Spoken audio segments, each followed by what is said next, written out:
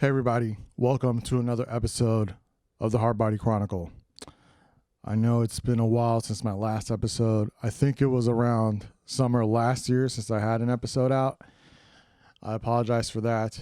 I've been very busy outside of work.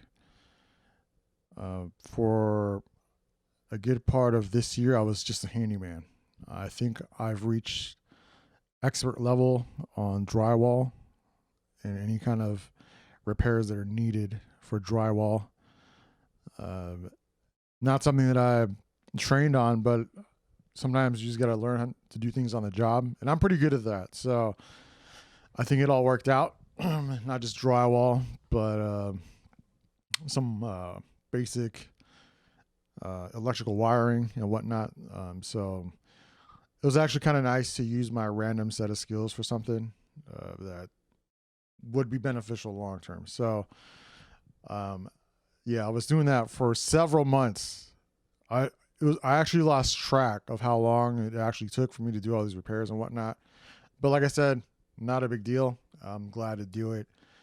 I feel like I'm pretty well rounded in a lot of different things, maybe useless things at the end of the day. But most people can call me up on almost any subject or topic, and we can try to work things through and figure stuff out, like if they got a problem. So I do pride myself in being versatile in all kinds of things. So it's probably the only reason I've made it this far in life, if I'm being honest.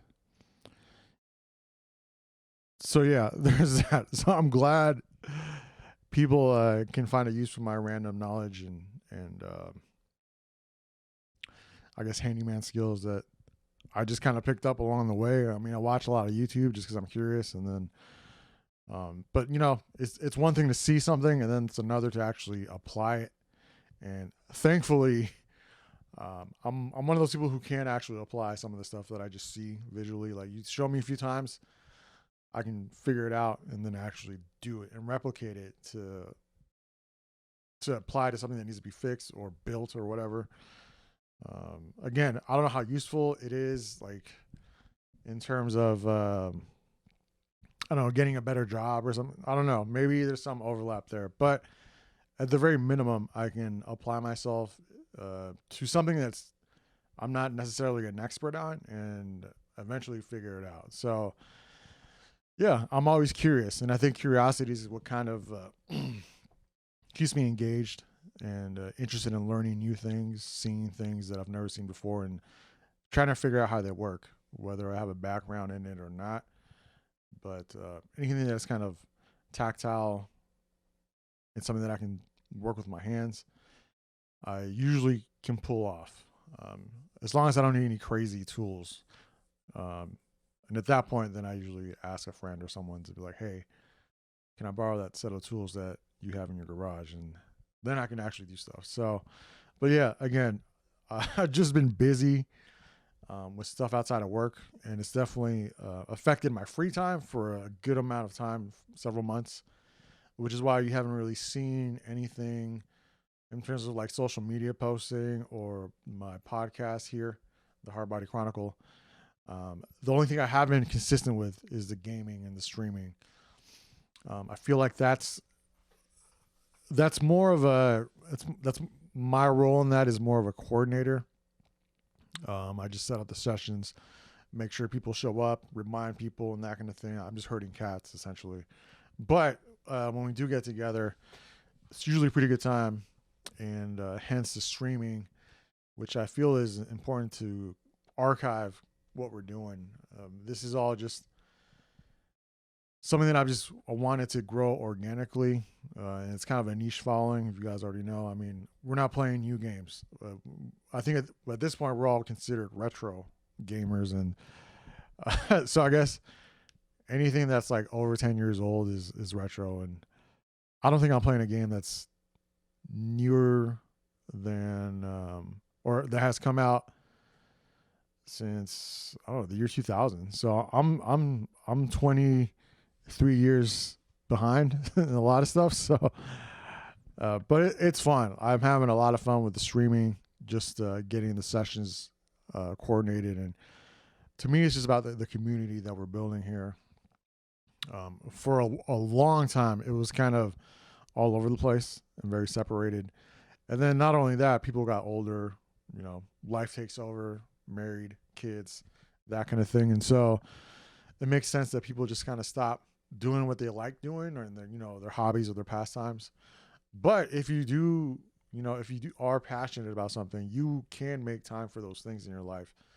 And that's kind of what I've been trying to do myself, because even though I'm not at those stages of my life yet, I still want to keep doing this. If I, have kids and whatnot, like I want to have time to do the things that I want to do. And I know that's easier said than done, but I'm going to try my hardest, because someone has to kind of take the charge when it comes to that kind of thing. And whether it's just making an event on Facebook in a group, like that in and of itself doesn't sound like much, but it does take time and effort and like scheduling wise. So again, that's kind of what I've been doing a lot lately, at least trying to keep the gaming going. But aside from the handyman stuff, which I'll probably end up doing at some point in the future anyways, but I've also been designing a lot of merch, and I've got some things coming up. So be on the lookout. I'm going to have some drops that I'm going to make myself use social media to announce, instead of just like updating the store. All right, here it is. Like, and then not letting anyone know. I have to kind of force myself to take ownership of social media, at least within the HardBody realm, and just spam as much as I can, or at least not spam, but at least make it official, right? Like, hey, this is going to drop, X date, pull up, what I'm saying? So yeah, I've been designing some merch. I've had some successes with, like, I want to say 90% of the things that I was working on. There's like one or two designs that I just couldn't pull off.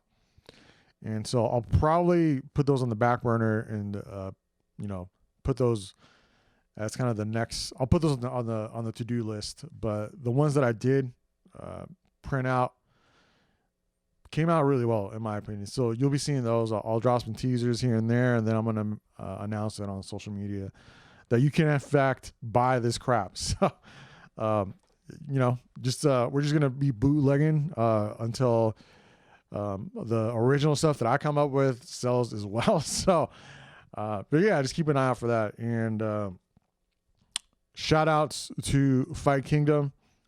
We were there last month. Yeah, last month. And overall, probably the best retro tournament you're going to run into.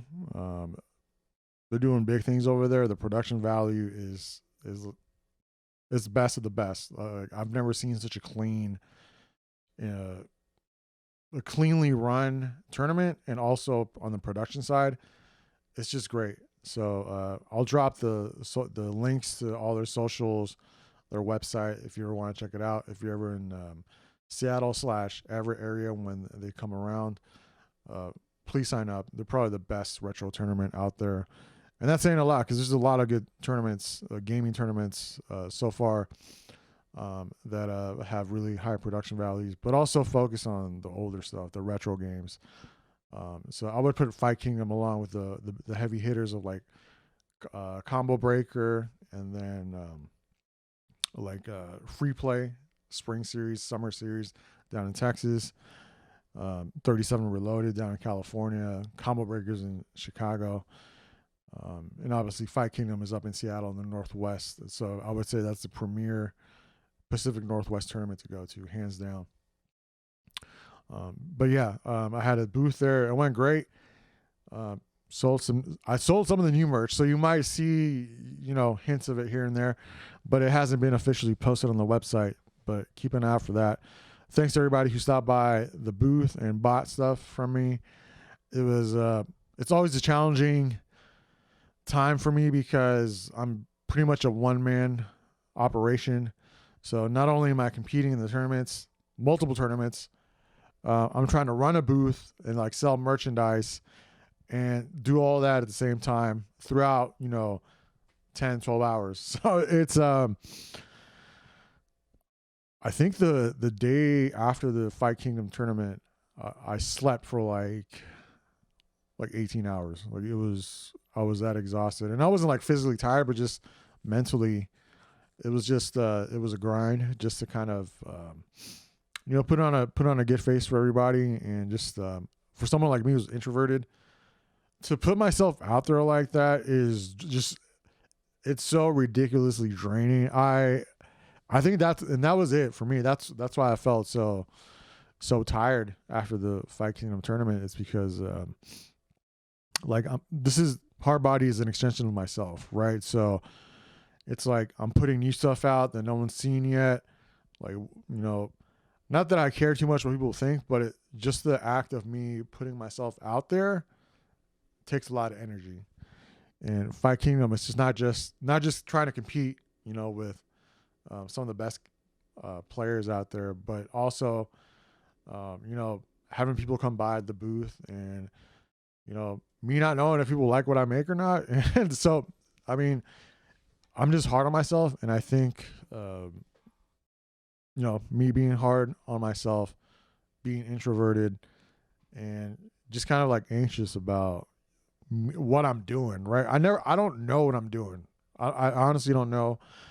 I like doing this. It's a passion project, but the good thing for me, at least, it does kind of get me out of my comfort zone, which I appreciate. So that to me is always a learning experience, and maybe over time it'll just get easier and easier. But for me, at the very least, it's one, it allows me to be creative. It kind of forces me to put myself out there, and then I know I'm trying my best, and if it all fails and burns, then it's all good. I know I worked hard at the merch that I'm designing. I worked hard actually printing all this stuff, because that's a job in and of itself. But that's probably a topic for another day, in terms of the actual logistics of getting all this stuff out. But yeah, so I mean, I've been busy. I just haven't been able to focus on the social media aspects of a side hustle, and that's something that I definitely need to work on, and I will work on.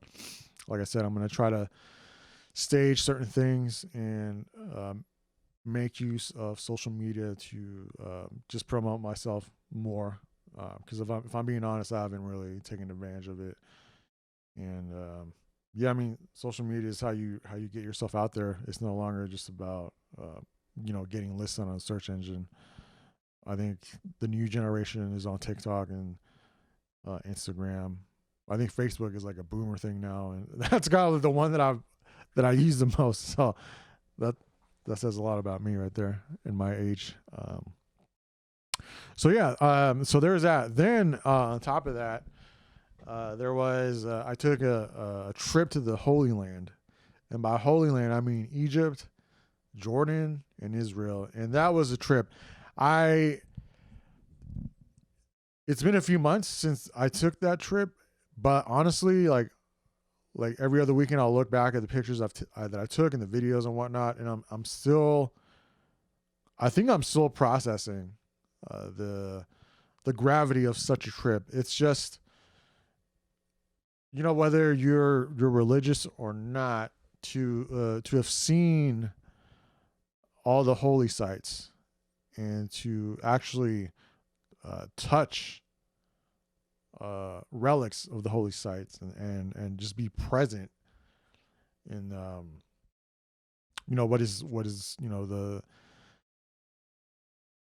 probably some of the holiest sites, some of the most important sites in the Western world, I guess you could say. And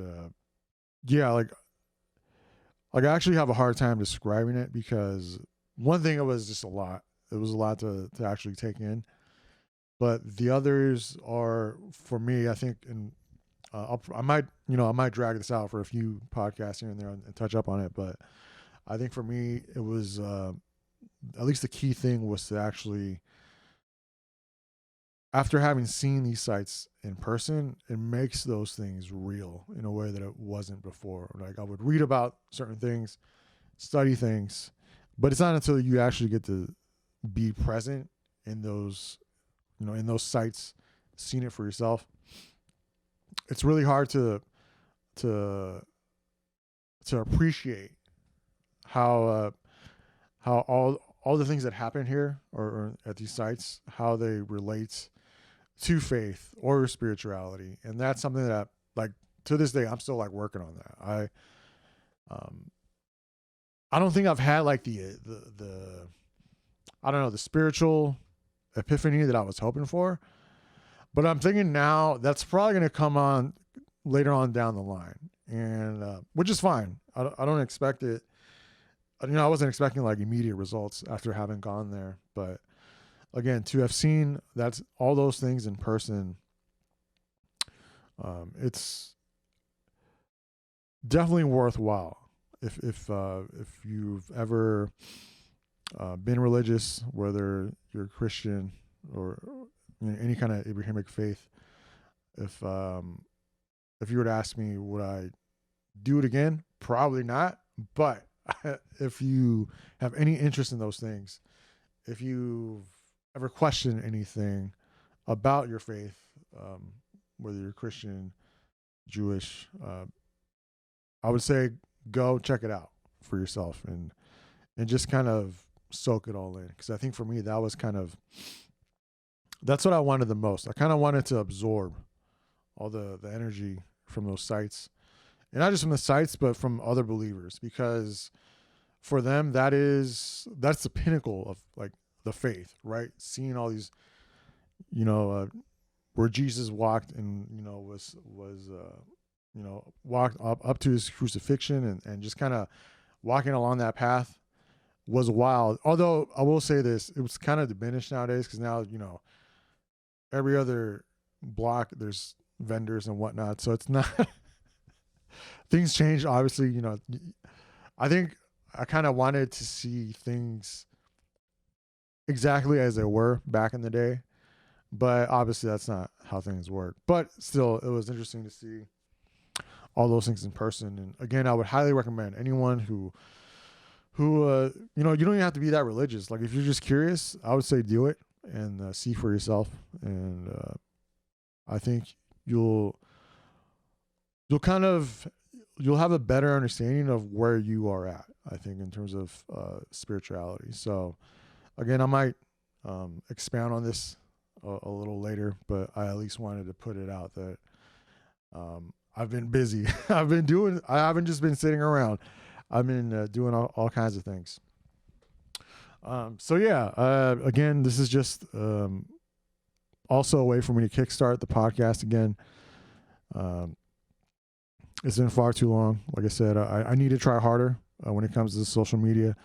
The streaming kind of does itself, like it kind of works by itself. Like when people know I'm going to stream, or certain circles will catch up, and the people who follow already, they get the notification, oh, Pablo's streaming Marvel, and they just pull up and it's tight. But that's not all there is to what HardBody is, and so I think the social media aspect of it, I can definitely work on and try to get a little more fine-tuned, just get more interactions, more eyes on the merchandise, more eyes on the stream, and that's just going to be a constant process. It's never gonna, it's never gonna be done. But at least I can. I'm hoping to fine tune it enough to where it's almost automated, at least on my end. And I know there's tools and whatnot that I can look at, but it just comes down to effort. And honestly, I haven't been doing that, so that's on me,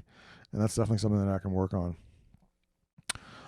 So yeah, I mean, that's all I got for today. Like I said, I just had to make myself do the HardBody Chronicle and just kind of kickstart this whole thing. So yeah, I mean, just be on the lookout for the new merch. I'm going to schedule some drops, and hopefully that's kind of successful. I'm going to try to spam it on Instagram, Facebook, Twitter, and obviously the stream. I got my Nightbot set up to spam the URL for the store. So yeah, it's just trying to, again, implement everything all together. And like I said, if I hope to, because I make I try to make everything into like a systemic process, right? Where it's like almost automated. And social media is the one thing that I just haven't been able to nail down to that extent. So again, I'm gonna be on the lookout for new merch. I got several products on the way, so please check them out. Please buy them, or send it to someone. You know, you don't have to buy it yourself. I know I'm not expecting to make money off friends and family, but send it to someone who you think might like it, right? And I'd appreciate that. And of course, the streaming is probably the one constant you can rely on. I'll be uploading, whether it's like a money match or a set or even just tournament finals. That's something that I'm gonna focus on.